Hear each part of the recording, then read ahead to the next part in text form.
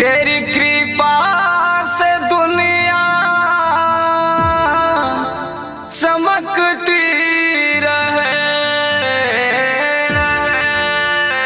तेरी हाथों की मेहंदी माँ महकती रहे।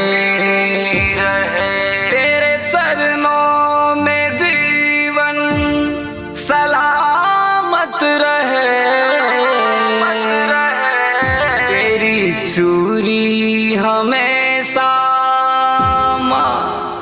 खनकती रहे।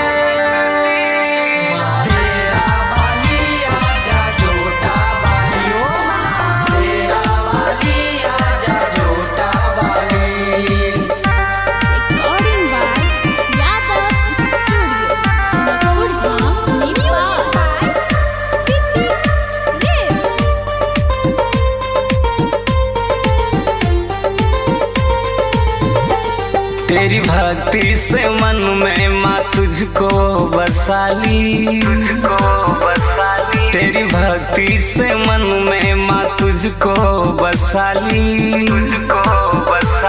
दया की तू सागर है माँ भोली भाली। तेरे दर पे फैलाऊं मैं ये झोली खाली, तेरी दर पे फैलाऊं मैं ये झोली खाली। दया की तू सागर है माँ भोली भाली।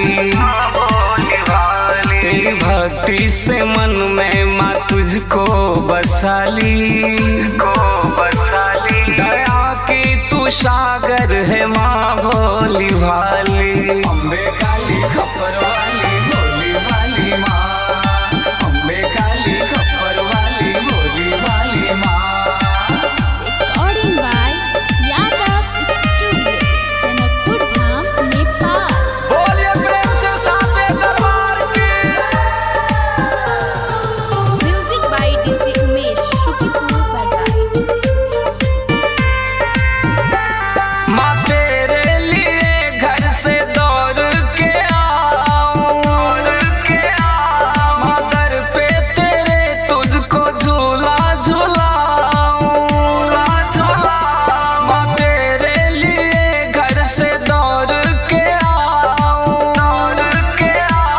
माँ दर पे तेरे तुझको झूला झूलाऊं।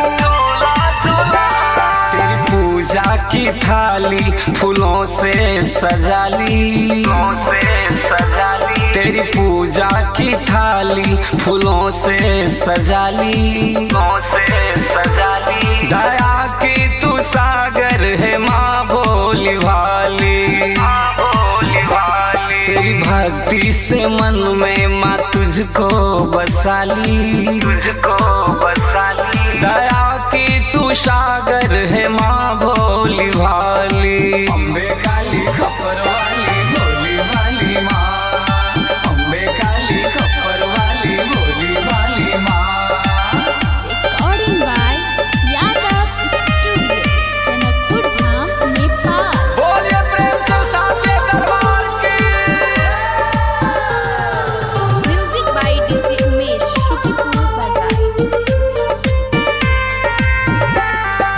सर पे मुकुट करती शेर सवारी, आया है दर पे माँ तेरी पुजारी। सर पे मुकुट करती शेर सवारी, आया है दर पे माँ तेरी पुजारी। तू ही है दुर्गा माँ, तू ही है काली,